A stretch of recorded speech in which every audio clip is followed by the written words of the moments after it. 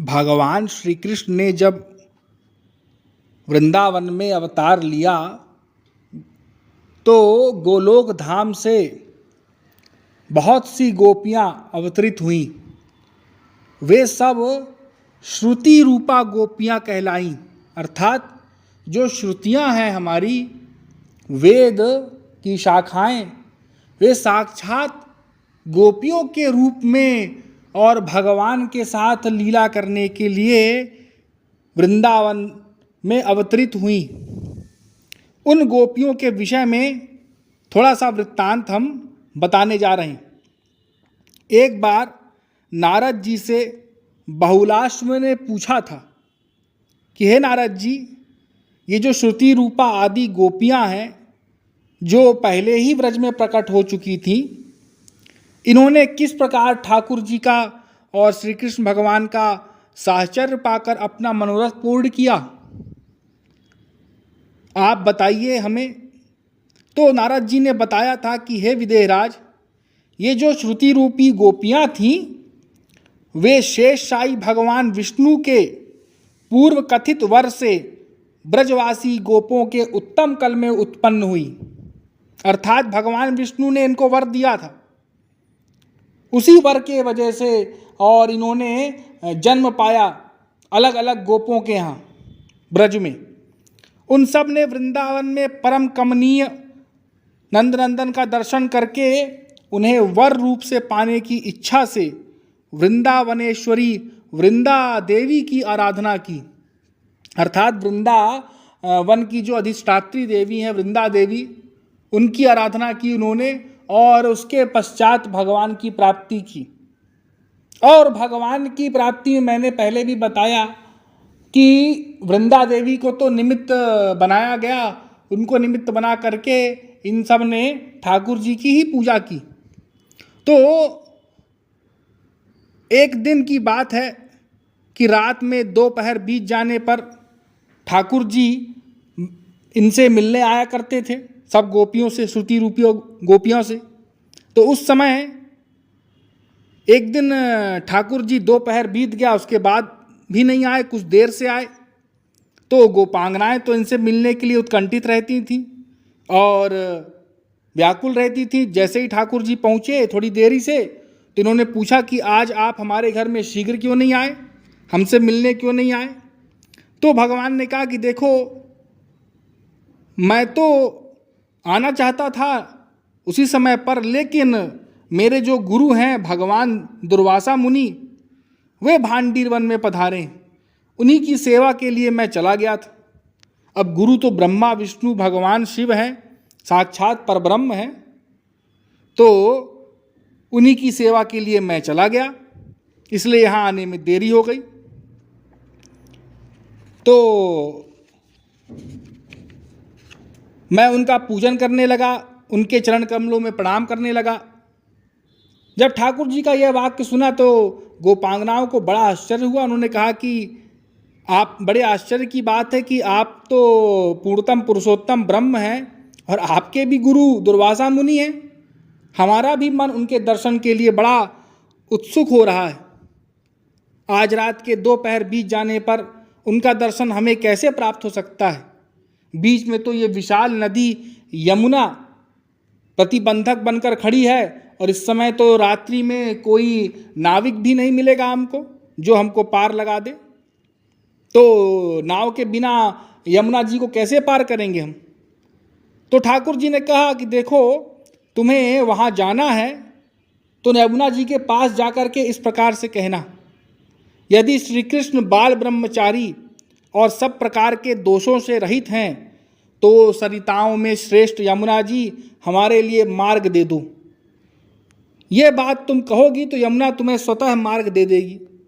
उस मार्ग से तुम सभी ब्रज गोपियाँ सुखपूर्वक चली जाना। जब उनका यह वचन सुना गोपियों ने, तो गोपियों को बड़ा आश्चर्य हुआ कि ये तो बाल ब्रह्मचारी अपने आप को कह रहे हैं और ये तो हमारे साथ ही क्रीड़ा करते हैं। हाँ, हम सबके पति हैं, लेकिन अपने आप को बाल ब्रह्मचारी कह रहे हैं। चलो, इन्होंने जैसी आज्ञा दी है वैसा करते हैं। तो वो सब कर अलग अलग विशाल पात्रों में 56 भोग ले करके और यमुना जी के तट पर वो गोपियाँ पहुँची और जैसा ठाकुर जी ने कहा था वैसी बात दोहरा दी। फिर तो तत्काल यमुना जी ने उन गोपियों को मार्ग दे दिया। उस मार्ग से सभी गोपियाँ भांडीरवट के पास पहुँची। वहाँ उन्होंने दुर्वासा मुनि की परिक्रमा की और उनके आगे बहुत सी भोजन सामग्री रख करके उनका दर्शन किया। फिर सब की सब कहने लगी, मुनि पहले मेरा अन्न ग्रहण कीजिए, पहले मेरा अन्न ग्रहण कीजिए। इस तरह परस्पर विवाद हो गया। तो दुर्वासा जी ने कहा कि मैं तो परमहंस हूँ, इसलिए तुम लोग अपना अपना भोजन अपने ही हाथों से मेरे मुंह में डाल दो। तो जब मुंह फैलाया दुर्वासा जी ने तो गोपियों ने अत्यंत हर्ष के साथ अपने अपने जो भोग लेकर के गई थीं उनको एक साथ ही डालना आरंभ कर दिया मुंह में।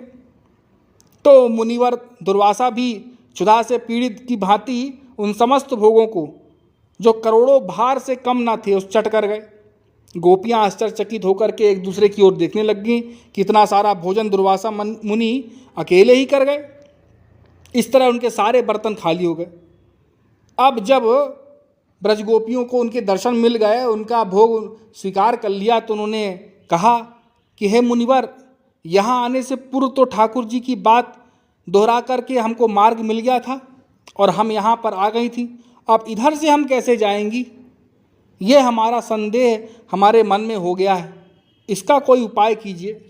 तो दुर्वासा मुनि कहते हैं कि तुम सब यहाँ से सुखपूर्वक चली जाओ और जब यमुना जी के किनारे पहुँचो तो मार्ग के लिए इस प्रकार से कह देना कि यदि दुर्वासा मुनि इस भूतल पर केवल दुर्वा का रस पीकर रहते हों, कभी अन्न और जल न लेकर व्रत का पालन करते हों, तो सरिताओं की शिरोमणि यमुना जी हमें मार्ग दे दो।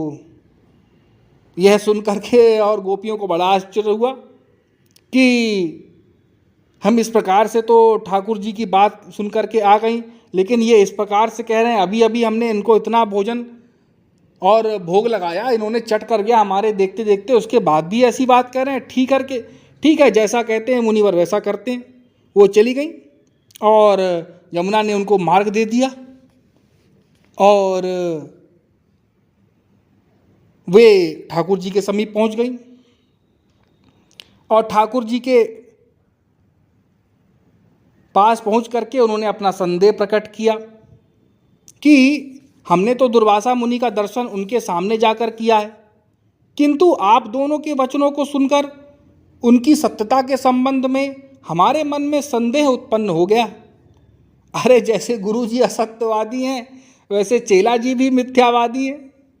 अरे आप तो गोपियों के उत्पत्ति और बचपन से ही रसिक हैं, फिर आप बाल ब्रह्मचारी कैसे हुए?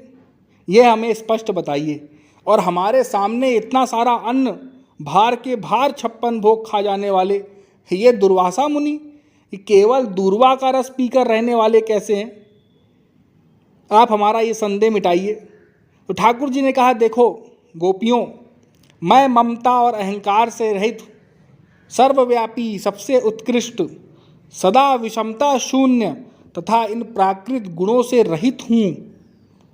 जो भक्त मेरा जिस प्रकार भजन करते हैं उनका उसी प्रकार मैं भी भजन करता हूँ। इसी प्रकार ज्ञानी साधु महात्मा भी सदा इन भोगों से दूर रहते हैं। वे कर्मों में आसक्त नहीं होते, उनका मन तो सदैव मुझ में लगा रहता है।